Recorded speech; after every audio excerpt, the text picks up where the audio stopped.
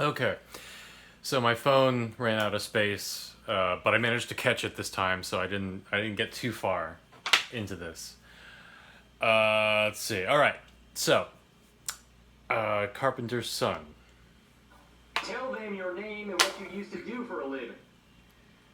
My name is Joseph. When I was 16, I was briefly an apprentice carpenter. Ha ha! My father is Joseph the Carpenter. How makes you think, huh? Is there any chance of me getting my camera back anytime this century? No, Dad. I need them for my YouTube sermons. You wouldn't want to deprive these people of my wisdom now, would you? My dad's not much of a YouTuber. Doesn't really understand what this whole thing's about, do you, Daddy? Well, no. I mean, I watch your dad. Oh, Okay. you're 88, obviously. Yeah, well, I'm subscribing. It's really funny to hear my dad say those names. okay. Right. Ian Crossland, Wine Club, Right, but that's about it. Mark the Economy, Okay. Weeping Prophet, Uh-huh. Oh, first mention of Weeping Prophet. not 35 or 40 minutes. Yeah, I don't have much time for that kind of thing. right. Sounds like you're subscribed to just about everyone except for me, huh? Doesn't it? Have you seen any of my videos? No. What about my response to Crossmack? That was a pretty good one. Nope. You're joking, right? Yeah, I'm joking. I think your videos are really great. I think you should be doing this full time instead of looking for a real job. I'm very proud of you, son.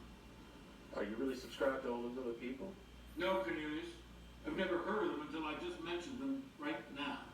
Oh, good, because for a moment there, it seemed like you weren't being very, supportive. I've let you use my camera, haven't I? And I haven't kicked your backside yet. I think that's pretty supportive.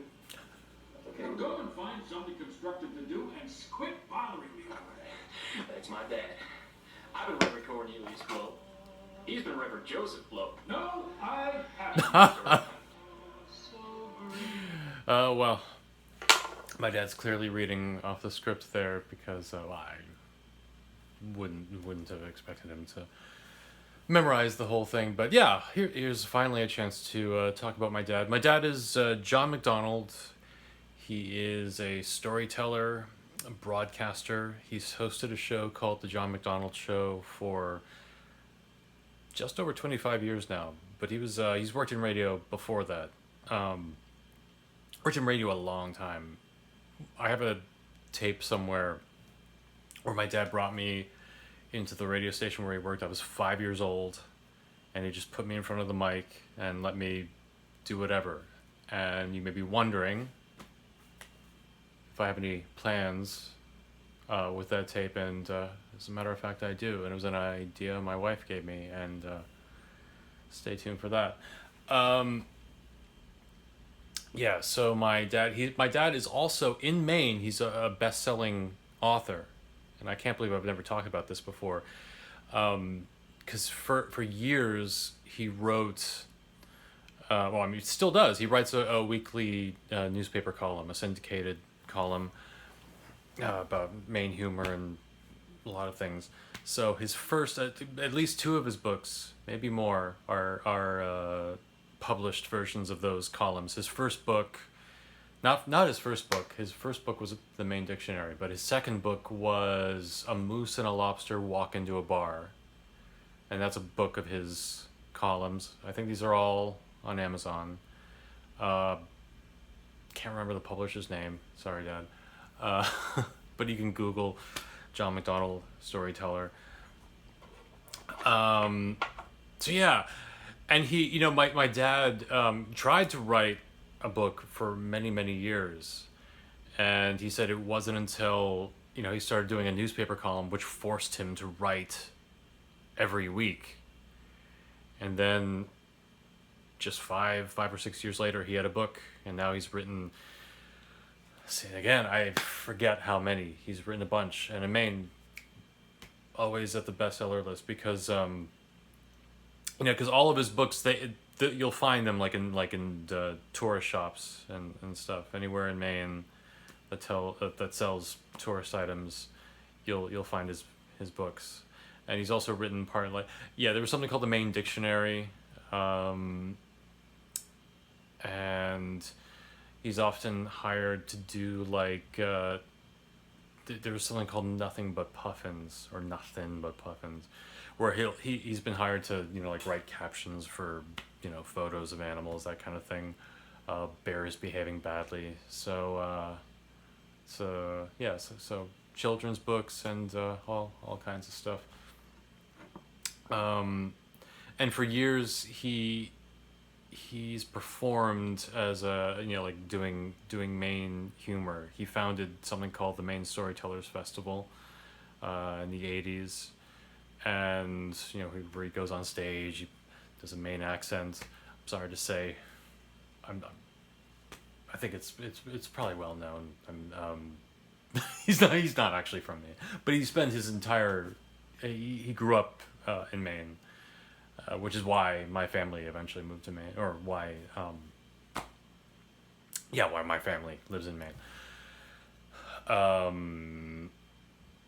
But he spent his childhood listening to the fishermen and kind of absorbing the Maine accent and the Maine manner, and so he can do it perfectly, and that's always been his stage persona, where he goes and he tells like storytelling. It's it's not really like stand up. It's different art.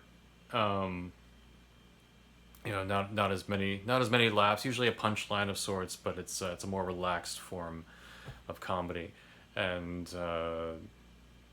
it's great. And like for a while, I did start to follow in his footsteps, and he was able to get me gigs at the like storytelling gigs. That was a thing. I don't know if it still is in Maine.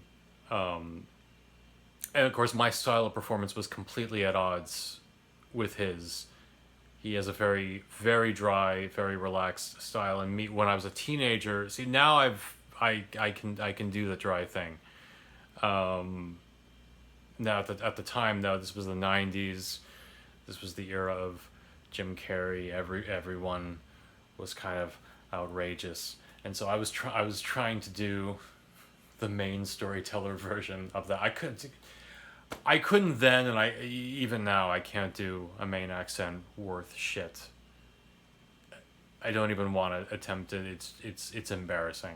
It's so bad.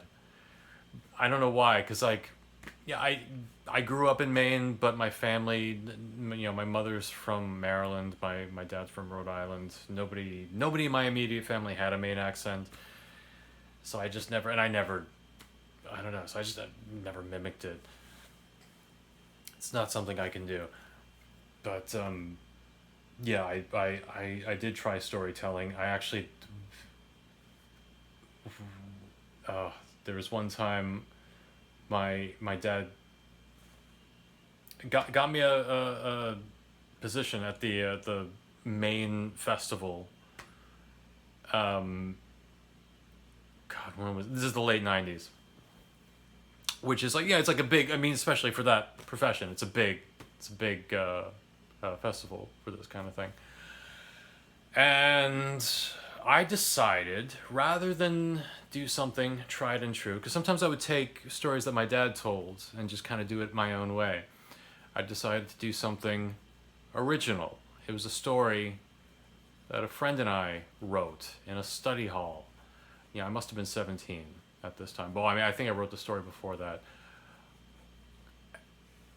It was a story it was so juvenile. It had something to do, and it made no sense either. It was about, I'm telling a story as if this happened to me, as if I played a prank on my family. I don't even know why I played the prank. It was revenge, but revenge for what? I didn't even set it up properly, where I made laxative brownies. And when I serve these laxative brownies to my family, there's an announcement that that missiles are being launched or something, or like that there's like I don't know, the threat, like a nuclear threat or something, like it's the 1950s and we have a fallout shelter. None of it made sense, But so I'm trapped in a fallout shelter with my family after I've served them laxative brownies. This was the story. And I mean, and I never refer, like, it never gets graphic. Like but still, it's just, oh god, it was so stupid. I don't even know what happened after that. But, but I remember I told this at the main festival. And what's good, I mean, it started well because I had a good opening line. I started with, I'm going to tell a story from my childhood because there's not much else I can talk about. And I got a laugh.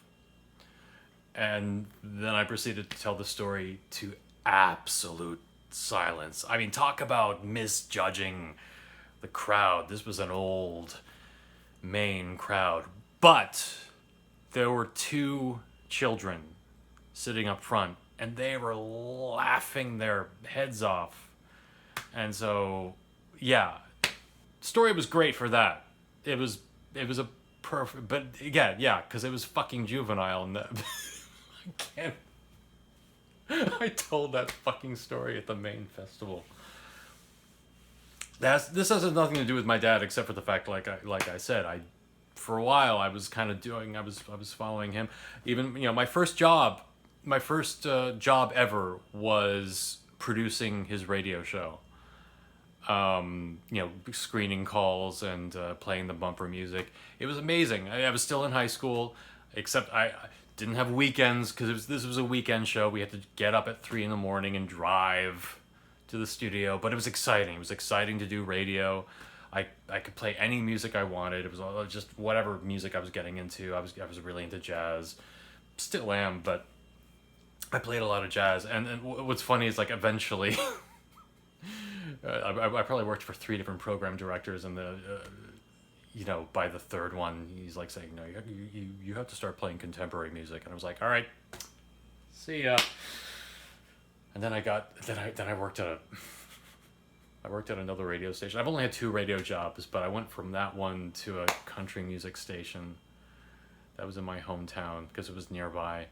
That was the most miserable time of my life. Oh god. No offense to country music fans. Well, except this was, I love old country, but fucking, ugh. I mean, old country as in, I don't know, the 50s, 60s. But the more contemporary stuff, it was just, I had to listen to it all the time. I had to listen to a lot of, I also had to program, or digitally record. This was like 1999, 2000. I had to digitally record these religious programs. I've gotten way off topic. I'm just talking about the influence Dad had on me. But those old radio days. But that's why I have an interest in broadcast storytelling, and also using this medium to that end. I'd love to do a podcast someday. It's not something I ever seriously considered, and now that I'm doing this, and now that I'm getting more comfortable actually talking, and that I can actually talk with some flow, and there's not even anyone else to bounce off at the moment, it might be something I could consider doing at some point. Anyway, I gotta go peel some potatoes. We're having potato and spinach soup tonight, and so I'm gonna do that. Maybe once I've done that, maybe I'll do more later today, or maybe not. I can save it for another time. Hope you're all doing well. This is kind of the start of my weekend. I don't work tomorrow, but I do work Saturday and Sunday, so expect some angry, sad videos over the weekend. And don't take it seriously. It's just normal. I mean, I'm in a good mood now, but I'm probably not going to be in a good mood this weekend. But that's the thing. It's part of the fun of actually doing videos every day, is that I'm not always going to be in a good mood, and the videos are going to reflect that, which is fine. And it's kind of interesting.